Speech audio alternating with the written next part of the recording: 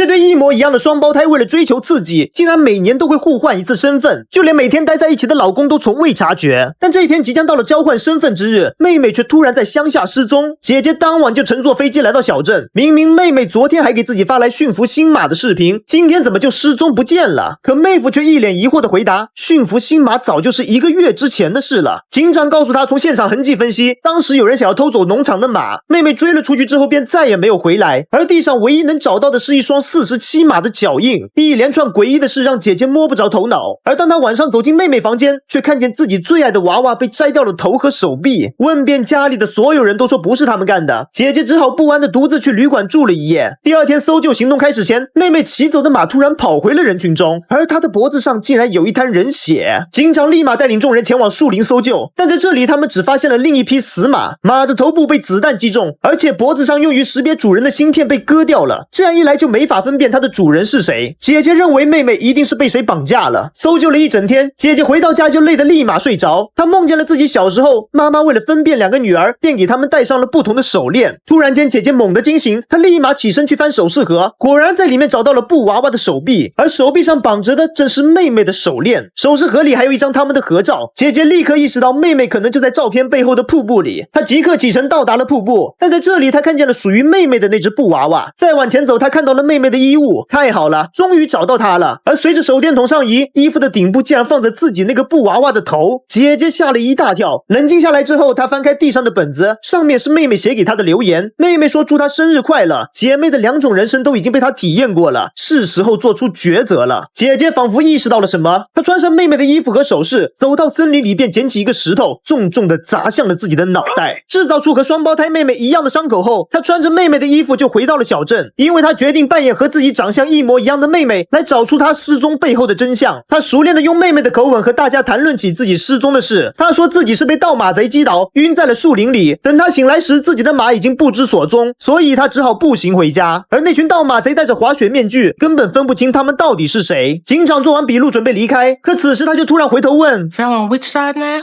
姐姐思考片刻，说是右侧，但警长却说跑回来的马是左侧沾了血迹，看来面前的这个女人方向感不是很好嘛。说完，他便笑着离开了这里。虽然引起了警长的怀疑，但姐姐现在可管不了这么多。她用妹妹的身份证重新补办了妹妹的电话卡，打开妹妹的备用手机，才发现她之前正在调查一起教堂失火案，而这个案子可是和她们姐妹息息相关的。突然电话响起，姐姐战战巍巍的接起来之后，发现是一个男人打来的，对方说要30克的违禁药品，并说在老地方交给他。可姐姐哪里知道所谓的老地方是哪里，机智的她谎称老地方已经暴露，并给了男人一个新的地点和他碰面。挂断电话，姐姐在马厩里找到了藏在这里的违禁品，没想到妹妹竟然背着自己做这种生意。来到目的地，她碰到了这对小情侣买家，从他们口中，姐姐拿到了接头人的号码。联系上之后，接头人却表现出非常关心的语气。碰面之后，姐姐才发现这个男人竟然正是妹妹之前的混混前男友。原来妹妹背着自己还一直和他有联系。就这样，姐姐坐上了杰克的车，但聊天中杰克突然说 She's still pretending to be Gina?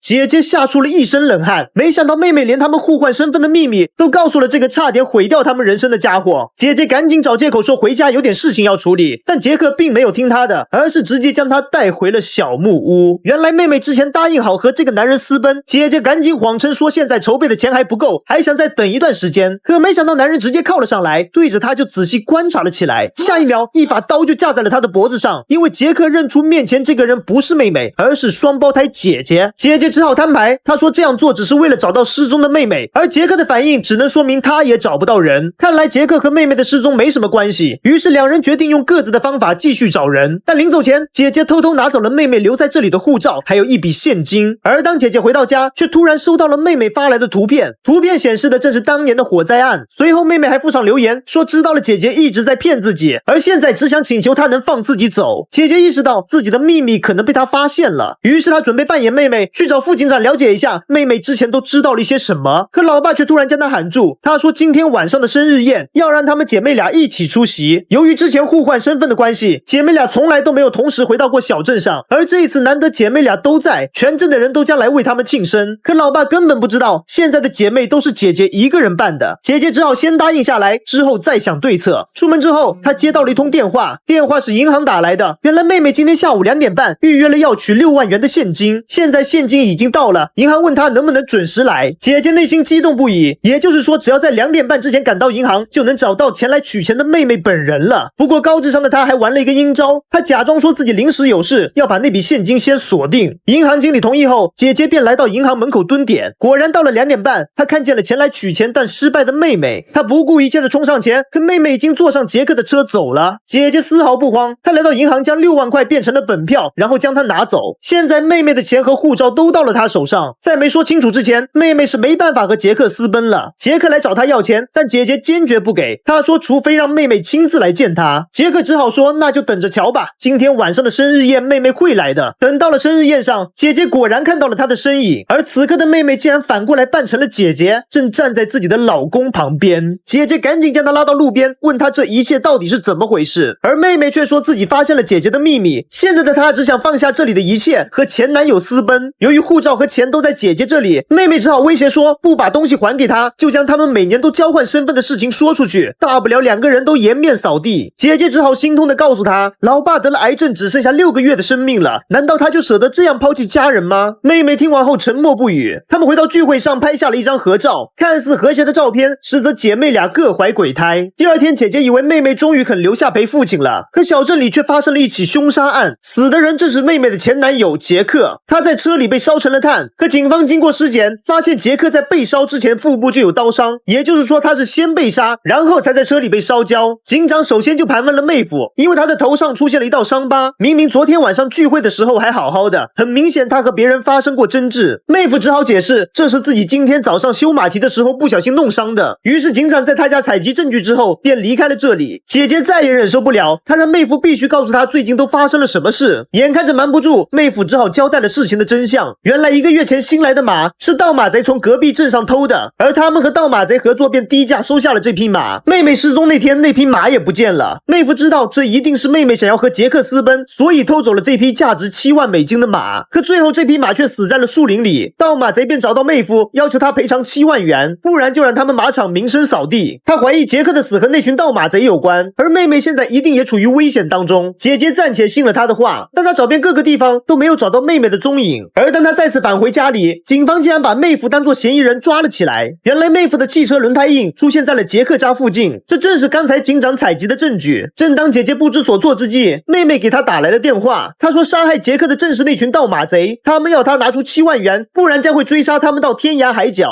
姐姐说自己手上有那张6万元的本票，即使冒着生命危险，她也愿意帮妹妹把这笔钱交给盗马贼。于是和盗马贼碰面后，姐姐交出了这6万元，并说剩余的钱很快就能给他们补齐。不过盗马贼却非常的绅士，很轻松的就将姐姐放走了。经历了这一切，姐姐认为事情终于告了一段落。可突然警察追了上来，将姐姐抓回了警局。原来警长在姐姐的车上搜到了那把杀害杰克的匕首，不仅如此，他们还有姐姐贿赂证人的照片和她贿赂所用的6万元本票。看着隔壁房间的妹妹，姐姐这才恍然大悟，这一切都是妹妹联合盗马贼给她设下的局。姐姐一脸错愕地看着她，不明白她为什么要这么做，而只有妹妹的心里知道她做这一切的真正原因。那时候她们还是形影不离的姐妹，甚至双胞胎为了保持相同的容貌，在妹妹脸部受伤后，姐姐也用小刀割出了同样长度的伤口。就连妈妈都时常分不清她们，所以只能给她们戴上不同的手链来区分。长大之后，她们发现只要互换装扮，就没有人能分得清她们，于是她们经常互换身份，来体验对方的学校、人生，甚至男友。直到这一天，妹妹发现这样的生活不是她要的，她想要拥有自己独立的人生。而这一天，她恰好碰见了刚搬进小镇的杰克，两人很快便坠入爱河。这天，妹妹和杰克准备在教堂私定终身时，突然这里就燃起了熊熊大火，混乱中两人成功逃离，可大火却导致教堂楼上的流浪汉被当场烧死。那天之后，杰克就再也没有了消息，人们纷纷怀疑是他放了那场火，而只有妹妹知道他是为了保护自己才选择的离开。多年以后，姐姐如愿以偿的嫁给了马特，过上了幸福无比的生活。巨大的落差感让妹妹变得叛逆，于是她选择离开小镇，前去洛杉矶打拼。但这并不能治好她的心结，妹妹总感觉自己活在姐姐的阴影之下。直到心理医生查理出现，他帮助妹妹走出心结，还鼓励她将双胞胎的经历写成小说。最后小说获得了巨大成功，妹妹也和查理顺理成章的走到了一起。眼看着日子好转，姐妹俩更是同时怀孕，双喜临门。可没想到妹妹的孩子最后流产，而姐姐生完孩子后也得了产后抑郁症。这天在树林里，姐姐提出她们可以像从前一样交换彼此的人生，一来妹妹可以体验到为人母的快乐，姐姐也不需要再为产后抑郁而烦恼。就这样，两人约定每年的生日就交换一次身份。一开始他们都像获得了新生，可时间久了，问题逐渐开始暴露。姐姐对两段人生的控制欲都越来越强，甚至没有经过妹妹同意，就和出版社说要将她流产的经历出版成册。不仅如此，洛杉矶的豪宅还被姐姐装上了摄像头。直到此刻，妹妹才发现她并没有和姐姐共享人生，而是被姐姐夺走了人生。妹妹想要逃离这种生活，却无奈一直找不到方法。而这一天，她在小镇扮演姐姐的时候，重逢了当年的爱人杰克。她将自己和姐姐互换身份的秘密告诉了他。当问到当年他为什么离开时，杰克却回答说是因为他的姐姐。原来那时姐姐找到杰克，说只要他离开小镇，就可以保护妹妹不受警方调查。杰克只好独自担下这莫须有的罪名离开。直到现在他们才明白，姐姐骗他这么做只是因为嫉妒他们。妹妹不禁怀疑那年的火灾和姐姐有关，结果调查之后发现，纵火的人果然是姐姐，因为火灾现场的证物中出现了姐姐手链的碎片。于是一场报复加逃亡计划在妹妹心里展开。她偷走了一匹价值7万的马，布置好一系列线索，准备引导姐姐在他们两个人的身份中选一个。可当她走出瀑布，却发现那匹马摔残了。无奈妹妹只好一枪把马射死，并取走了她身上的身份芯片。而当妹妹回到小木屋，发现男友杰克正和姐姐待在一起，没办法，她只好先躲进奶奶家。等到杰克来到这里和她会面私奔时，妹妹却发现护照被姐姐拿走了。于是生日宴上，妹妹现身威胁姐姐要拿回护照。可当妹妹晚上回到小木屋，却发现杰克腹部中刀，正倒地不起。妹妹立马将他扛上车送往医院。一路上，杰克告诉她是姐姐下的手，杰克还劝告她无论如何要摆脱这个女人。说完这两句话，杰克便断了气。怀着无比悲痛的心情，妹妹将货车点燃，离开了现场。为了报仇，妹妹精心计划让姐姐进了警局。可正当她洋洋得意时，警察也把她抓进了审讯室。原来姐姐诬陷妹妹，说她是25年前教堂纵火案的凶手。这下警长一头雾水，这对姐妹花为什么要互掐？而当警方收集了杰克死亡现场的指纹，他们发现小木屋里竟然同时出现了姐妹2个人的指纹。警长不禁怀疑，他们是不是在共享这个男友？再这样下去，两人都有可能要进监狱。妹妹只好将两人互换身份的秘密说了出来。警长一开始还不相信，直到妹妹将自己的头发撩到一边，然后露出和姐姐一模一样的神情语气，警长这才相信了她所说的话。由于案情过于复杂，再加上其中掺杂了人为制造的假线索，警长只好先将他们暂时释放。而当妹妹回到家，却发现父亲病发瘫倒在地上。在他临终之前，父亲向他深深的道歉。他说当年不应该让他看到那件事，以至于毁掉了他的人生。可妹妹根本不知道父亲在说些什么。等姐姐赶到这里时，父亲已经断了气。这一下妹妹彻底崩溃了，她掏出手枪对准姐姐，认为这一切都是姐姐导致的。没想到姐姐扑了上来，两人便扭打在一起。混乱中，小屋被点燃，姐妹俩纷纷骑马逃离。最终妹妹被姐姐逼到了瀑布旁边。姐姐终于在这里说出了自己多年以来的心结。她之所以会认为做一切都是在保护妹妹，是因为她小时候曾亲眼看见父亲把母亲淹死在了浴缸里。妹妹这才明白，原来父亲当时把姐姐认错成了妹妹，所以才在临死前向自己道歉。而那件事的真相是，妈妈已经被病痛折磨得不行，她是和父亲一起约定好才做了这个决定。影响姐妹俩一生的答案终于被揭开，可妹妹还是选择逃离这样的局面，她头也不回的就直接跳下了瀑布。此时的小屋已经被烧成了灰烬。警长在现场发现了一个手链，经过和25年前线索的比对，警长终于知道纵火案是姐姐犯的。可此时的姐姐早就已经拿着妹妹的护照逃往了外国。多年以后，妹妹的老公查理将双胞胎的故事出版成册。发布会现场，一个神秘女人提问，跳下瀑布后妹妹的尸体有没有被找到？查理如实的说并没有找到。可他一抬头却发现女人已经消失不见。而当他再次回到豪宅，女人竟然已经来到了他的家里。查理非常好奇的问她到底是姐姐还是妹妹，而女人的回答却是她也不知道。